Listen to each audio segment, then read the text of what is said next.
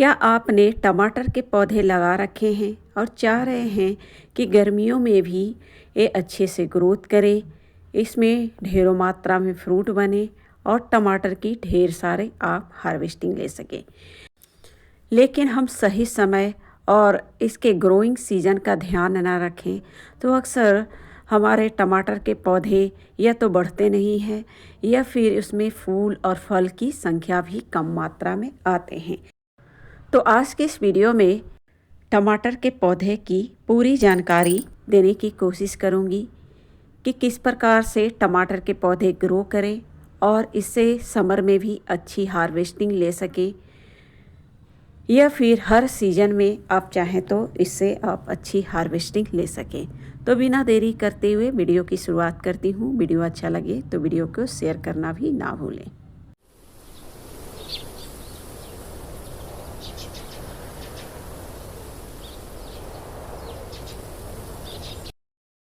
सबसे पहले हम जानते हैं कि टमाटर के ग्रोइंग सीजन क्या है, इसे किस सीजन में आप लगाकर अच्छी हार्वेस्टिंग ले सकते हैं। अगर आप इसे गलत टाइम पर अगर आप इनके बीजों को लगाते हैं तो पौधे की ग्रोथ भी सही ढंग से नहीं होगी, बल्कि उसमें फ्रूट और फल भी की संख्या भी आपके नामात्र के बनेंगे। तो इस समय चल रहे हैं समर सीजन और इस समय अगर वेस्ट ग्रोइंग पीरियड की बात करें तो इसके सीड लगाने का जनवरी से लेकर फरवरी लास्ट तक है।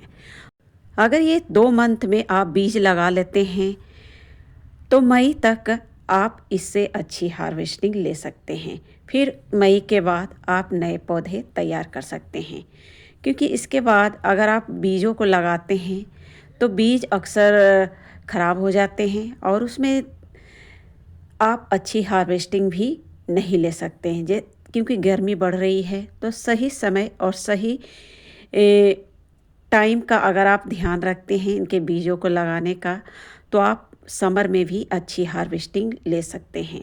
तो इस समय आप अगर बीज नहीं लगाए हैं तो अभी भी बीज लगा सकते हैं।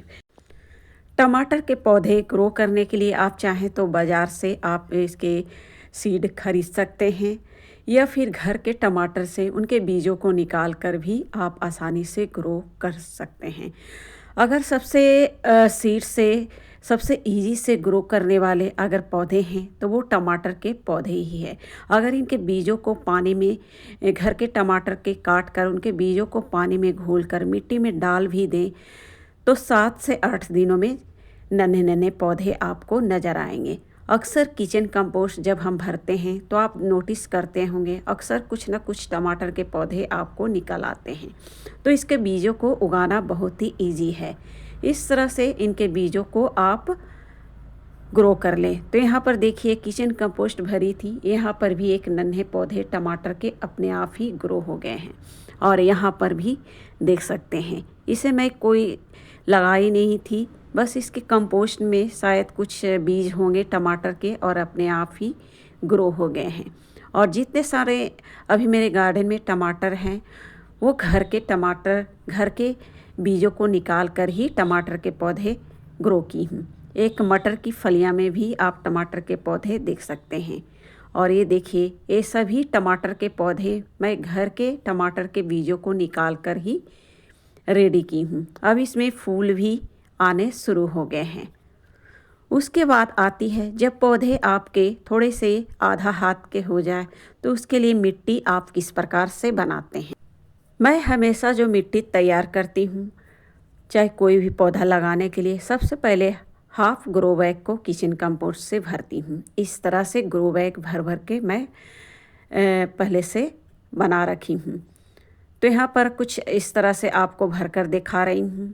और ये देखिए जिसमें मैं टमाटर के पौधे शिफ्ट करने वाली हूँ, ये बोड़े वाले ग्रो बैग ये पहले से मैं तैयार करके रखी हूँ। आप देख सकते हैं पूरी तरह से डीकम्पोस्ट हो चुके हैं। इसे मैं कुछ टमाटर के पौधे जो मैं सीड से ग्रो की हूँ उसे मैं शिफ्ट कर दूँगी। तो इस तरह से ग्रो बैग आप भर भर के आप चाहें तो रख सकते हैं।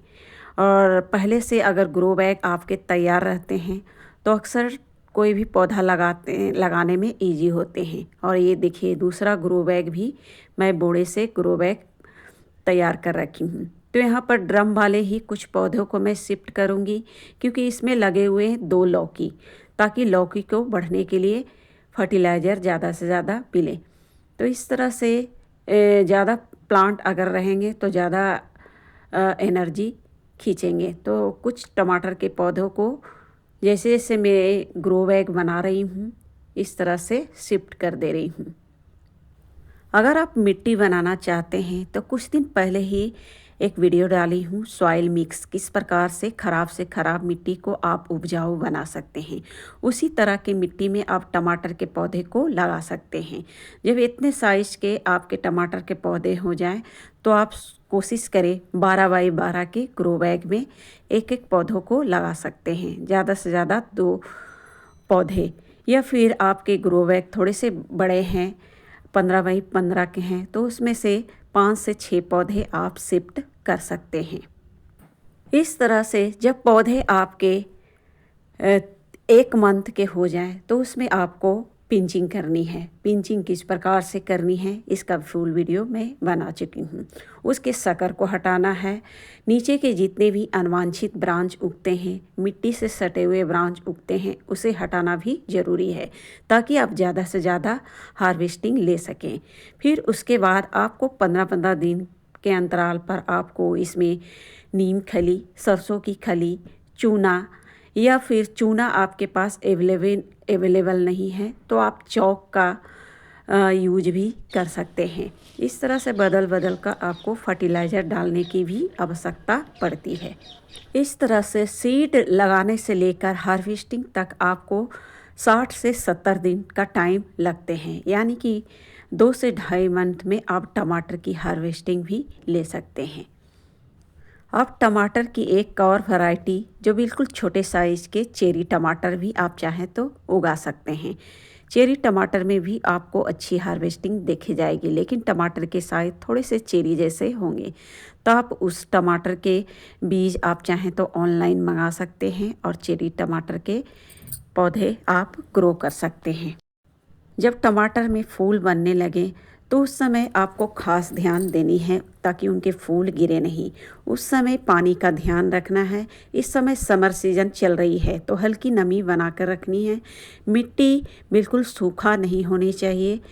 थोड़ी सी हल्की नमी के लिए आप चाहें तो मल्चिंग कर सकते हैं। मल्चिंग आप रेत से भी कर सकते हैं या फिर कोकोपीट से भी मल्चिंग कर सकते हैं, क्योंकि टमाटर के पौधे के लिए हल्की नमी का होना बहुत ही ज़रूरी है। लेकिन ओवर वाटरिंग भी ना करें, नहीं तो आपके जो टमाटर में फूल बनते हैं वो फूल फल में कन्वर्ट नहीं हो पाएंगे। तो मित्रों, इस तरह से आप सही समय का ध्यान रखते हुए टमाटर के बीज लगाते हैं तो सही समय पर आप अच्छी हार्वेस्टिंग भी ले सकते हैं। तो मिलते हैं फिर नेक्स्ट वीडियो पर, तब तक के लिए धन्यवाद।